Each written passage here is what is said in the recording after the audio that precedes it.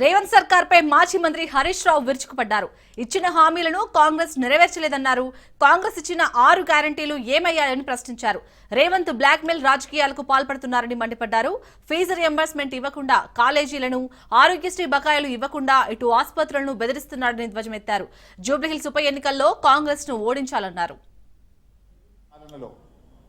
ఏ ఒక్క వర్గం కూడా ఈరోజు హ్యాపీగా లేదు. కార్మికులైనా, పారిశ్రామికవేత్తలైనా, అది ఆటో డ్రైవర్లైనా, ట్యాక్సీ డ్రైవర్లైనా, చిరు వ్యాపారులైనా, అన్ని వర్గాలు కూడా ఈరోజు రేవంత్ పాలనలో ఇబ్బంది పడుతున్నటువంటి పరిస్థితి మనం చూస్తూ ఉన్నాం. అందువల్ల ఈరోజు ఈ రాష్ట్రంలో ఎవరైనా హ్యాపీగా ఉన్నారంటే 4 బ్రదర్స్ మాత్రమే హ్యాపీగా ఉన్నారు. 4 బ్రదర్స్ తప్ప 4 కోట్ల ప్రజల్లో ఇలా అసంతృప్తి ఉన్నది. ఇచ్చిన ఏ గ్యారంటీలు అమలు కాలేదు. ప్రజలకు ఇలా ఒక బ్లాక్మెయిల్ రాజకీయం రాష్ట్రంలో చూసినట్టయితే ఒక అరాచక ప్రభుత్వం రాజ్యం వెళ్తున్నటువంటి పరిస్థితి. ఈ అరాచకత్వానికి బుద్ధి చెప్పాల్సిన అవసరం ఉంది. 2 ఏళ్ల రేవంత్ పాలనలో జరిగిన అరాచకాలకు జూబ్లీహిల్స్ ప్రజలు తీర్పు ఇవ్వబోతా ఉన్నారు. ఎందుకంటే ఇక్కడ మనం కాంగ్రెస్ను ఓడించకపోతే మరో 3 ఏళ్ల పాటు ఈ రాష్ట్ర ప్రజలు నరకయాతన అనుభవించాల్సి ఉంటుంది. కేసీఆర్ పాలనలో వికాసం, రేవంత్ పాలనలో 2 ఏళ్ల పాలనలో ప్రజలకు విధ్వంసం తప్ప మిగిలింది ఏం లేదు. పథకాలు, కేసీఆర్ గారు అందించిన సంక్షేమ పథకాలు ఒకటొక్కటిగా రద్దవుతా ఉన్నాయి. ఒకటొక్కటిగా చెప్పకుండానే వాటి అమలు నిలిచిపోతా ఉంది తప్ప కొత్తగా వస్తున్నటువంటిది అయితే ఏమి లేదు. ఈ ఎన్నిక వికాసానికి, విధ్వంసానికి మధ్య జరుగుతున్న ఎన్నిక. ప్రజలు ఈ ఎన్నికల్లో ఏది కావాలో నిర్ణయించుకోవాలి. వికాసం గెలవాలా, విధ్వంసం గెలవాలా? ఇట్లా చూస్తే అసలు రాష్ట్రంలో ఒక బ్లాక్మెయిల్ పాలన. రేవంత్ పాలనలో మీరు చూస్తే basically Revanth is a blackmailer. ఈ రాష్ట్రంలో అందరికీ తెలుసు సమాచార హక్కు చట్టాన్ని ఉపయోగించి ఏ రకంగా ఇండస్ట్రియలిస్టులను, రియల్ ఎస్టేట్ వ్యాపారులను బ్లాక్ మెయిల్ చేసిండో ఈ రాష్ట్రంలో, హైదరాబాద్ లో మీలాంటి జర్నలిస్టులకు, రాష్ట్ర ప్రజలకు తెలుసు. ముఖ్యమంత్రిగా కూడా ఈరోజు బ్లాక్ మెయిల్ చేస్తున్నాడు రేవంత్ రెడ్డి పాలన. ఇవాళ ఉదాహరణకు మీరు చూడండి, ఫీజు రియంబర్స్మెంట్ రాలేదు అని కాలేజీలు 2 సంవత్సరాల నుంచి కాళ్ళ చెప్పులు అరిగేలా ప్రభుత్వం చుట్టూ తిరిగారు. మంత్రులను కలిశారు, ముఖ్యమంత్రిని కలిశారు, అధికారులను కలిశారు. ఉద్యోగుల జీతాలు ఇవ్వలేకపోతున్నాము, కరెంట్ బిల్లులు కట్టలేకపోతున్నాము, ఈ కాలేజీలు మేము నడపలేము అని నిరవధిక సమ్మెకు కాలేజీలు పోయారు. నిరవధిక సమ్మెకు పోతే ఆ కాలేజీల మీద విజిలెన్స్ దాడులు చేపిస్తున్నాడు రేవంత్ రెడ్డి. పోలీసులను పంపించి కాలేజీల యాజమాన్యాన్ని భయభ్రాంతులకు గురి చేస్తున్నాడు రేవంత్ రెడ్డి. పైసలు ఇయ్యవైతివి, కనీసం సమ్మె చేసే హక్కు కూడా లేదంటే ఇది బ్లాక్ మెయిల్ కాకపోతే ఏంటిది రేవంత్ రెడ్డి గారు? ఇవాళ రేవంత్ పాలనలో గన్ కల్చర్ మీరు కూడా చూస్తున్నారు. పట్టబగలు తుపాకులతో కాల్చివేతలు. ఎక్కడి నుంచి వస్తున్నాయి ఈ తుపాకులు? కేసీఆర్ గారేమో అగ్రికల్చర్ పెంచితే రేవంత్ రెడ్డి గన్ కల్చర్ పెంచుతా ఉన్నాడు. మర్డర్లు పెరిగినాయి, మానభంగాలు పెరిగినాయి. ఇది నేను ఉత్తగా చెప్తలేను, రాజకీయంగా చెప్తలేను. ఇది అఫీషియల్ గా పోలీస్ క్రైమ్ రికార్డ్ రిపోర్ట్ నుంచి చెప్తున్నా. ఈ సంవత్సరం, ఈ జనవరి నుంచి ఇప్పుడు నవంబర్, ఈ 9-10 నెలల్లో దాదాపు 189 మర్డర్లు జరిగినాయి.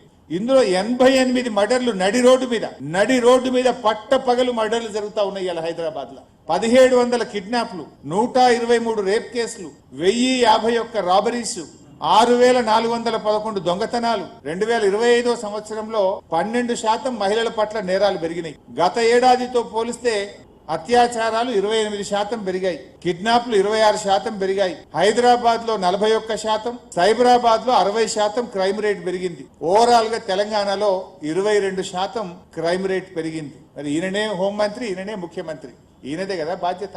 నీ పాలనలో వృద్ధి జరిగింది, నీ పాలనలో ఏదైనా డెవలప్ అయిందంటే క్రైమ్ రేట్ డెవలప్ అయింది. క్రైమ్ రేట్ పెరిగింది తప్ప నా జిఎస్టీ పెరగలే, నా సేల్స్ ట్యాక్స్ పెరగలే, నా రెవెన్యూ పెరగలే, హెల్త్ ఇండెక్స్ పెరగలే. పెరిగిందేమని ఉంది రేవంత్ పాలనలో అంటే హత్యలు పెరిగినాయి, అత్యాచారాలు పెరిగినాయి, మానభంగాలు పెరిగినాయి, మర్డర్లు పెరిగినాయి, రేపులు పెరిగినాయి తప్ప ఇంకా వేరే ఏం పెరగలే. దానికి రేవంత్ రెడ్డి గొప్పగా చెప్తాడు. మన రేవంత్ రెడ్డి గారు సెక్రటరీ బోర్డు ఎడ కూర్చుంటాడు? పోలీస్ కమాండ్ కంట్రోల్ రూమ్ లో కూర్చుంటాడు. అయితే జూబ్లీహిల్స్ ప్యాలెస్ ఏదైనా తప్పది అనుకుంటే పోలీస్ కమాండ్ కంట్రోల్ కు పోతాడు. మరి పోలీస్ కమాండ్ కంట్రోల్ రూమ్ లో కూర్చుంటే ఈయన హోంమంత్రి నువ్వే, ముఖ్యమంత్రి నువ్వే. ఏనాడన్నా క్రైమ్ రేట్ ఎందుకు పెరుగుతుంది, మర్డర్లు ఎందుకు పెరుగుతున్నాయి, అత్యాచారాలు ఎందుకు పెరుగుతున్నాయో రివ్యూ చేస్తాడా? పోలీస్ కమాండ్ కంట్రోల్లో ఈయన చేసే రివ్యూ ఏదన్నా ఉంది అంటే కమిషన్ల మీద రివ్యూ చేస్తాడు. ఇంకెక్కడెక్కడ కమిషన్లు పెండింగ్ ఉన్నాయి, ఎక్కడెక్కడ కమిషన్లు తొందరగా రాబట్టాలో కమిషన్ల మీద రివ్యూ చేస్తాడు తప్ప ఈ ముఖ్యమంత్రి ఏనాడు క్రైమ్ రేట్ మీద రివ్యూ చేయడిన.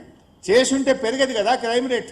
కమిషన్ల మీద ఉన్న ధ్యాస నీ క్రైమ్ రేట్ మీద లేదు రేవంత్ రెడ్డికి. ఈ బ్లాక్ మెయిలర్ కు జూబ్లీస్ ప్రజలు గుణపాఠం చెప్పాలని చెప్పి కూడా నేను ఈ సందర్భంగా కోరుతా ఉన్నా. అన్ని అబద్ధాలే. అభివృద్ధి ఆగిపోతుంది అంటున్నారు. నువ్వు కంటోన్మెంట్ లో కూడా ఇదే డైలాగ్ కొట్టినావు. కాంగ్రెస్ గెలిస్తే 4,000 కోట్లతో అభివృద్ధి చేస్తా అన్నాడు రేవంత్ రెడ్డి గారు. చాలా విషయాలు చెప్పారు. 6,000 డబుల్ బెడ్రూమ్ ఇల్లు కడతామన్నాడు. నేను రేవంత్ రెడ్డి సవాల్ చేస్తున్నా. ఆ రోజు కంటోన్మెంట్ ఎన్నికల్లో ఇదే హౌసింగ్ మంత్రి పొంగిలేటి గారు వెళ్లి కాంగ్రెస్ గెలిస్తే 6,000 డబుల్ బెడ్రూమ్ ఇల్లు కట్టమన్నారు. ఒక్క ఇల్లు కట్టారా కంటోన్మెంట్ లో? ఎక్కడ కట్టారో చూపియండి, మేము రావడానికి సిద్ధంగా ఉన్నాం. కంటోన్మెంట్ లో మీరు ఆ రోజు 23 కోట్లతో స్పోర్ట్స్ కాంప్లెక్స్ కడతామన్నారు. ఎక్కడ కట్టారో చెప్పండి, పోదాం చూద్దాం. స్పోర్ట్స్ కాంప్లెక్స్ ఎక్కడ కట్టిండ్రో. రెగ్యులరైజేషన్ ఆఫ్ డిఫెన్స్ ల్యాండ్స్ అన్నారు.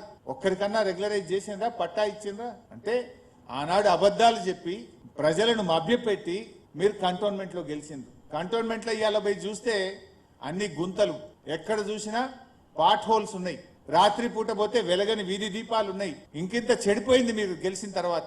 రోడ్లన్నీ గుంతలమయం, రాత్రి పూట వీధి దీపాలు వెలగని పరిస్థితి ఏర్పడ్డది. నువ్వు కంటోన్మెంట్ లో ఇచ్చిన ఏ ఒక్క హామీ కూడా అమలు చేయలేదు. పథకాలు కేసీఆర్ గారు అందించిన సంక్షేమ పథకాలు ఒకటొక్కటిగా రద్దవుతా ఉన్నాయి. ఒకటొక్కటిగా చెప్పకుండానే వాటి అమలు నిలిచిపోతా ఉంది తప్ప కొత్తగా వస్తున్నటువంటిది అయితే ఏమీ లేదు. ఈ ఎన్నిక వికాసానికి విధ్వంసానికి మధ్య జరుగుతున్న ఎన్నిక. ప్రజలు ఈ ఎన్నికల్లో ఏది కావాలో నిర్ణయించుకోవాలి. వికాసం గెలవాలా, విధ్వంసం గెలవాలా? ఇట్లా చూస్తే అసలు రాష్ట్రంలో ఒక బ్లాక్ మెయిల్ పాలన.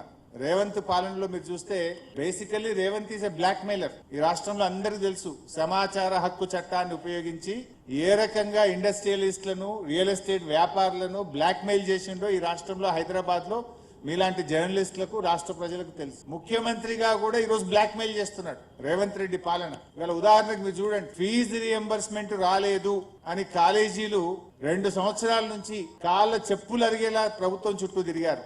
మంత్రులను కలిశారు, ముఖ్యమంత్రిని కలిశారు, అధికారులను కలిశారు. ఉద్యోగుల జీతాలు ఇవ్వలేకపోతున్నాము, కరెంట్ బిల్లులు కట్టలేకపోతున్నాము, ఈ కాలేజీలు